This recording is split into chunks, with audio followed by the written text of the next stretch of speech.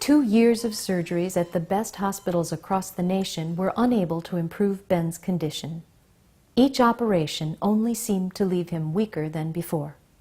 Doctors encouraged Matt and Elizabeth to take a hands-off approach and focus on making Ben's last days enjoyable. But even that proved to be more difficult than anyone expected. At this point, Ben was not verbal. He had been so sick that he really didn't interact.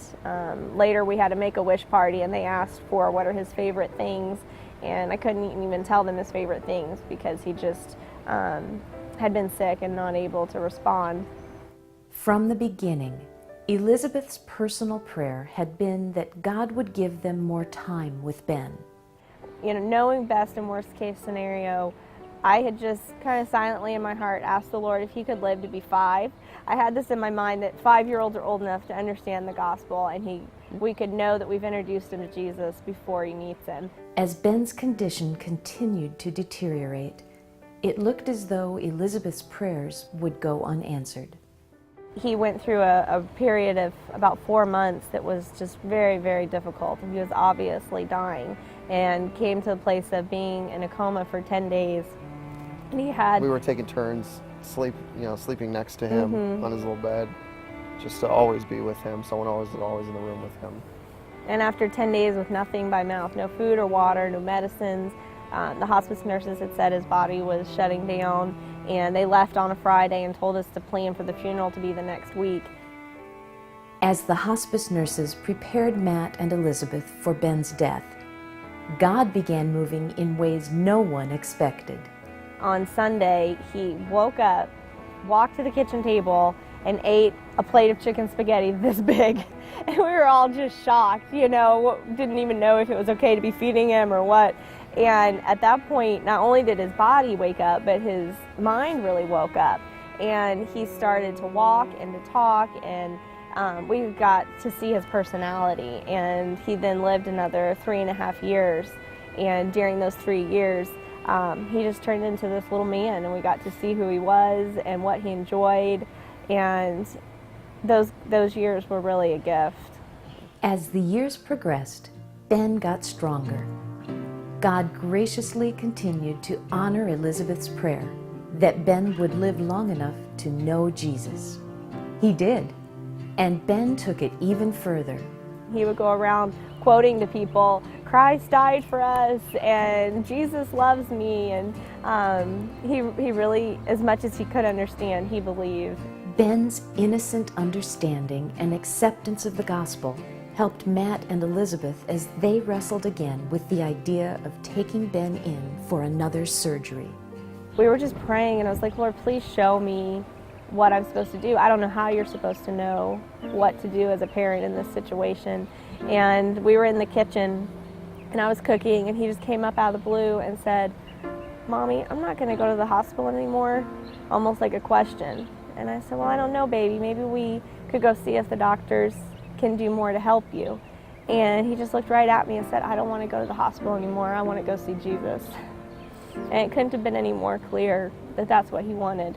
And, for the next year after that, he just always talked about he was going to see Jesus. And he did say, "I just wish that y'all could come with me." And I told him, "We're coming, but we'll be there. We'll be there a little bit later."